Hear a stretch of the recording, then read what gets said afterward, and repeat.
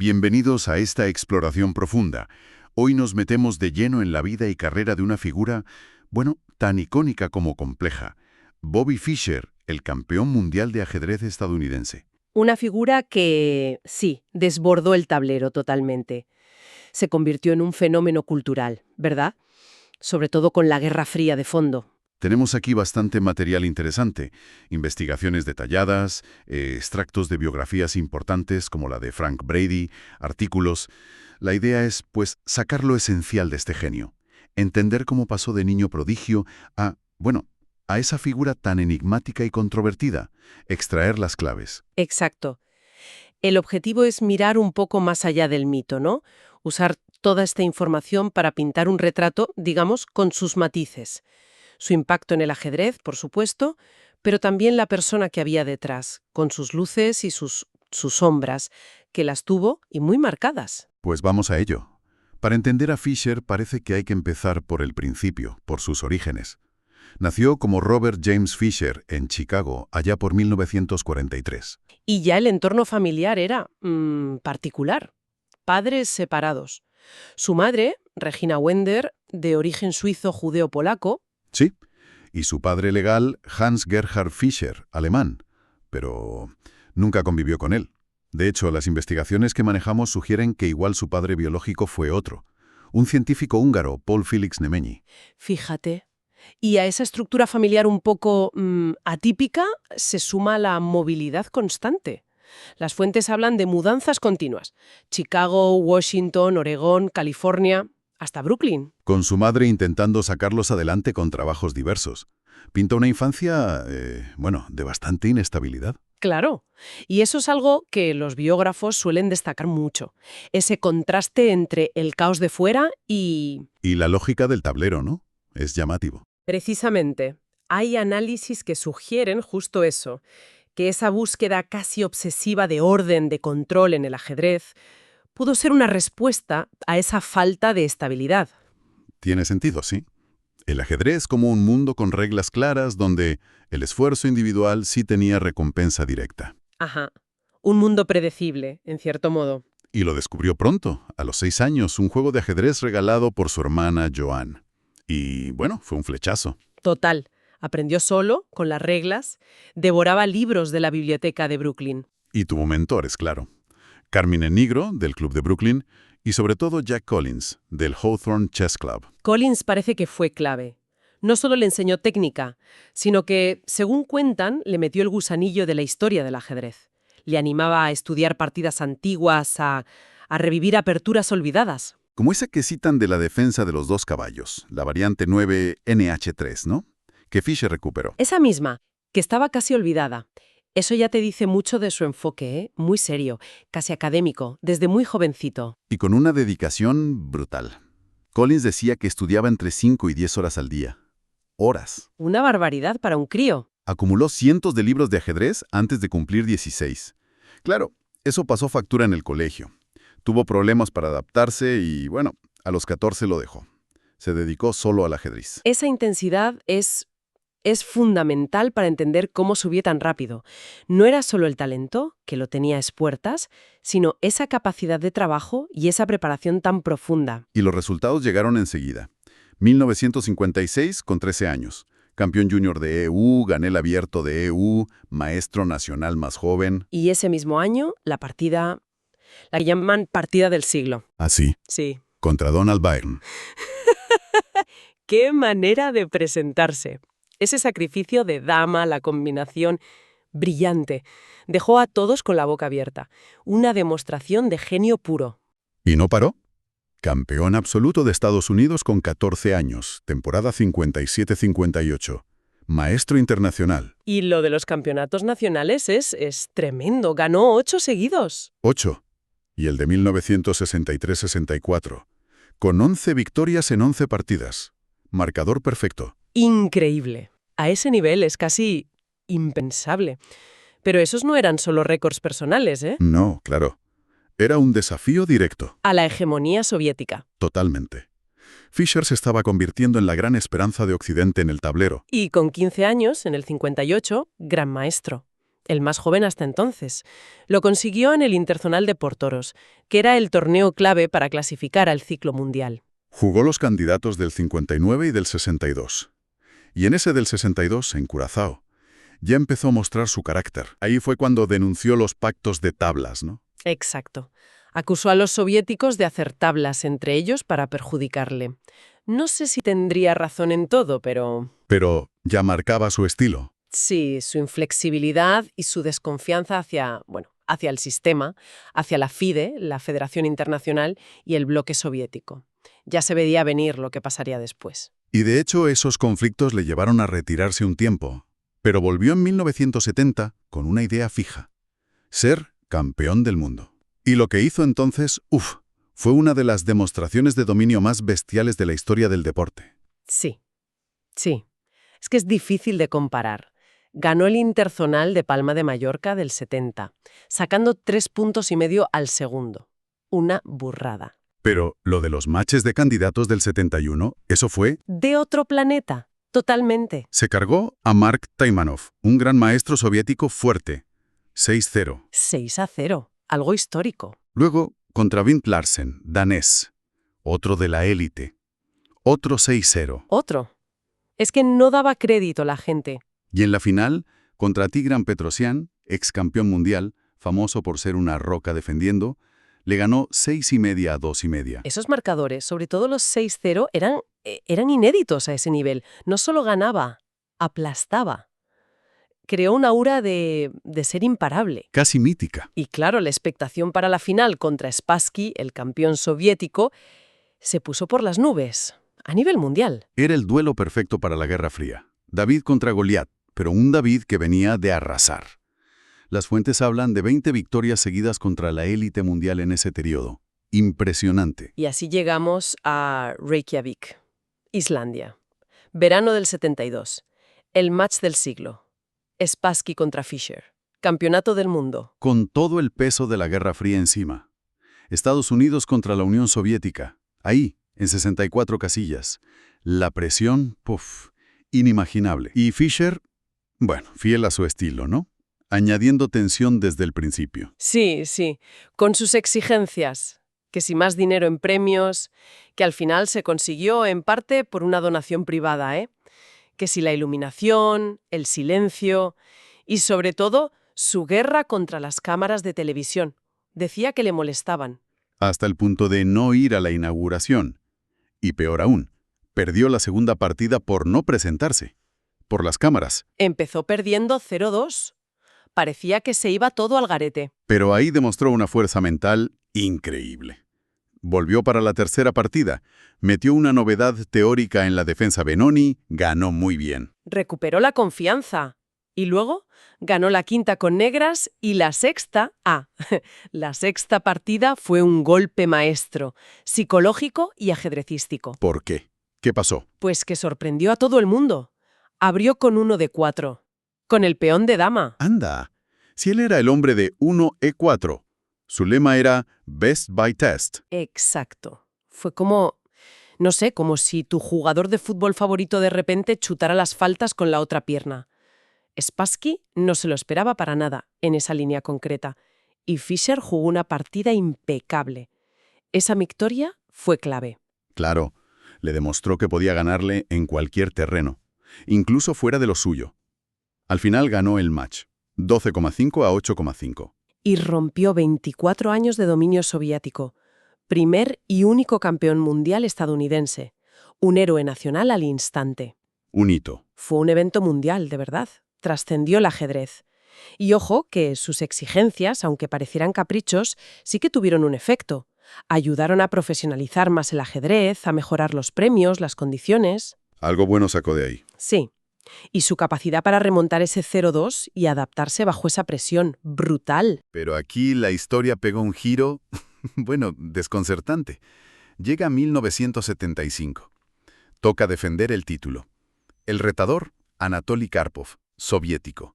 Y Fischer se estrella contra la FIDE por el formato del match. Claro.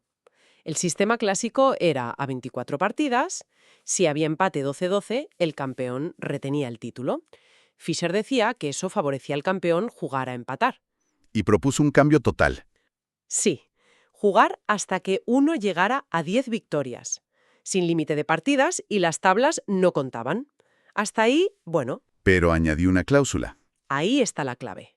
Si llegaban a empatar 9-9 en victorias, él, como campeón, conservaba el título. ¿Y la FIDE? ¿Qué dijo? Pues hubo mucho debate. Aceptaron lo de las 10 victorias y no contar las tablas, que ya era una concesión enorme, pero la cláusula del 9-9 la rechazaron. Les parecía injusta para Karpov, daba demasiada ventaja a Fischer. ¿Y Fischer qué hizo? Pues fue tajante, o todo el paquete o nada. Y como la FIDE no aceptó esa cláusula, renunció al título. ¿Renunció? Sí, así, tal cual. Y Karpov fue proclamado campeón del mundo por incomparecencia. Uf, es uno de los puntos más polémicos de su carrera, ¿no? ¿Era un tema de principios para él o era pura rigidez? O quizá, ¿miedo a perder? Es la gran pregunta. Las fuentes recogen de todo. Incluso Karpov llegó a sugerir que igual Fischer temía enfrentarse a él. ¿Quién sabe? El caso es que desapareció. Totalmente. 2 décadas de silencio ajedrecístico. Fuera de la competición, fuera del ojo público. Hasta 1992, 17 años después, reaparece de repente para jugar una revancha contra Spassky. Sí, pero ojo, no era un match oficial. Era un evento privado con mucho dinero de por medio, organizado en Yugoslavia, en Setistefan y Belgrado. Y lo curioso es que se jugó. Exactamente, como él quería en el 75. A 10 victorias sin contar tablas, consiguió jugar bajo sus reglas y demostró que seguía en forma, ¿eh? Ganó 10-5, aunque hubo muchas tablas, 15. Pero aquí viene la ironía cruel de la historia, ¿no? Sí, jugar en Yugoslavia, que en ese momento estaba bajo sanciones de la ONU por la guerra. Le puso en conflicto con Estados Unidos. Directamente, el gobierno le avisó, si juegas, violas las sanciones. Fischer, bueno, hizo lo de siempre. Desafió la orden, incluso escupió sobre la carta del gobierno en una rueda de prensa.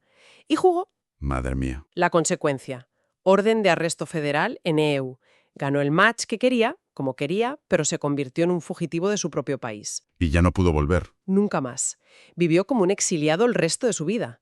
Hungría, Filipinas, Japón, hasta que Islandia, mira qué cosas, el país donde ganó el Mundial, le dio la ciudadanía, en 2005. Para salvarle de la extradición desde Japón, ¿verdad? Que lo habían detenido. Exacto, por viajar con un pasaporte que EUS le había revocado. Islandia fue su último refugio. Esos últimos años, las fuentes coinciden en que son los más oscuros, los más problemáticos. Sí, y bueno, hay que hablar de ello, aunque sea duro. Los materiales que hemos visto documentan de forma muy consistente declaraciones públicas de Fischer, sobre todo en radios filipinas y medios así alternativos, que son francamente perturbadoras. Hay que decirlo claramente, tal como indican las fuentes. Hizo comentarios, pues, muy virulentos. Antisemitas, racistas. Sí, negó el Holocausto y, lo que causó un shock tremendo, celebró públicamente los ataques del 11 de septiembre de 2001 contra Estados Unidos. Vaya. Es imposible ignorar esta parte. Mancha mucho su figura, claro. Pero hay que exponerlo como lo recogen las fuentes para entender la complejidad del personaje. El genio del ajedrez convivía con ese lado lleno de odio y conspiraciones al final. Las fuentes también mencionan otro aspecto para entenderle, su relación con la religión. En los 60 se unió a una iglesia un poco particular, la Worldwide Church of God. Ajá. Se volvió muy devoto. Incluso se negaba a jugar en sábado, por el sábado, y eso le costó algún torneo. Y donó mucho dinero a la iglesia. Dicen que una parte grande del premio del Mundial. Otra búsqueda de orden, quizá. Podría ser, sí. Una búsqueda de respuestas absolutas como en el ajedrez. Pero años después rompió con ellos. Se sintió engañado por profecías de su líder que no se cumplieron. Curiosamente, él dijo que dejar de darles dinero le despejó la mente. Otro bandazo de su carácter. El final llegó en Islandia, en 2007. Insuficiencia renal grave. Y, desconfiando de los médicos, intentó tratarse él mismo. Y falleció en Reykjavik, enero de 2008. Tenía 64 años. 64. Las casillas del tablero. Qué simbólico y triste a la vez. Un final sombrío, sí. Pero volvamos al tablero un momento. Más allá de la persona, ¿cómo era el Fischer jugador? ¿Qué legado dejó en el ajedrez puro y duro?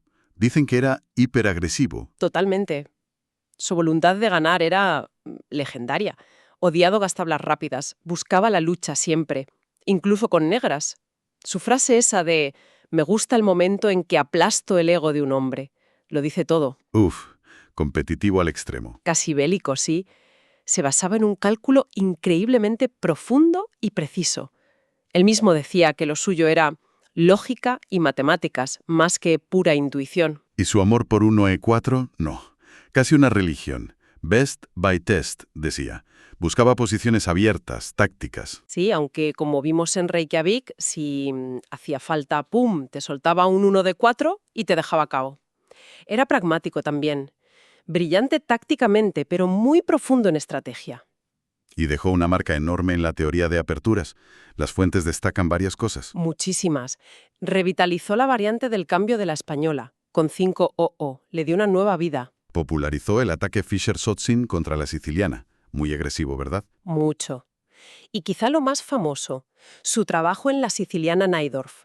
No solo la jugó un montón, sino que defendió con éxito la variante del peón envenenado, 7Q6, que era considerada casi suicida. Y demostró que se podía jugar. ¿Y cómo? Las fuentes hablan de un 70% de puntos con ella. Una locura. La convirtió en una de las líneas principales más estudiadas. Hoy en día sigue siendo un campo de batalla teórico enorme gracias a él. Incluso se atrevió a refutar aperturas clásicas. Escribió aquello de A Burst to the King's Gambit, proponiendo la jugada 3D6, la defensa Fischer. Sí, sí. No se limitaba a jugar lo que había. Analizaba, cuestionaba, revivía cosas, cambiaba el paisaje teórico. Y ojo, no era solo intuición, ¿eh? La biografía de Brady cuenta cómo preparaba las partidas. Los libros de variantes, ¿no? Exacto, con Robert Wade. Cuadernos llenos de análisis de rivales, de posiciones, su biblioteca personal era enorme y lo usaba a fondo. O sea que de genio intuitivo y vago, nada. Había método y curro. Muchísimo. Y además su técnica en los finales, magistral. De las mejores de la historia. Se habla del final Fischer para ciertas posiciones. Era un jugador completísimo, vamos. Dominaba todas las fases, sí. Y ya hacia el final de su vida, aunque alejado de la competición, lanzó una última idea, una crítica al ajedrez moderno. Sí, se quejaba mucho de la memorización. Decía que la teoría de aperturas estaba matando la creatividad. Y propuso una solución, el ajedrez aleatorio Fischer, o Chess 960. Una idea muy Fischer. La posición inicial de las piezas mayores se sortea antes de cada partida. Hay 960 posiciones posibles. ¿Para qué? Para evitar la preparación de aperturas. Para que los jugadores tengan que pensar de verdad desde la jugada 1, basándose en la comprensión, no en la memoria. Decía que así se recuperaba la esencia creativa del juego. Y fíjate que esa idea ha cuajado, ¿eh? Sí, sí. Hoy la FIDE organiza mundiales oficiales de Chess 960. Se puede ver como su última gran contribución, muy coherente con él. Ir contra las normas, buscar la verdad del ajedrez. Si hacemos balance de todo esto que hemos visto, Fischer es una figura de contrastes brutales. Totalmente. Un prodigio único. Su dominio en el 70-72. Histórico. El match de Reykjavik, un símbolo de la Guerra Fría. Pero al mismo tiempo, una personalidad dificilísima, que le llevó al aislamiento y a decir cosas, indefendibles. El legado es doble, ¿no? Por un lado, el genio del ajedrez. Uno de los más grandes, quizá el más grande para algunos. Sus partidas se siguen estudiando. Y por otro, la figura trágica, aislada y en sus últimos años, ofensiva. No se pueden separar las dos caras para entenderlo. Pero su impacto en popularizar el ajedrez fue inmenso. El boom Fischer de los 70. Mucha gente empezó a jugar gracias a él. Sin duda. Y como decíamos, sus exigencias también ayudaron a profesionalizar el juego. Su vida es un caso de estudio fascinante sobre el genio, la obsesión, la presión y el precio del aislamiento. Y para terminar, una reflexión que me surge al conectar todo esto.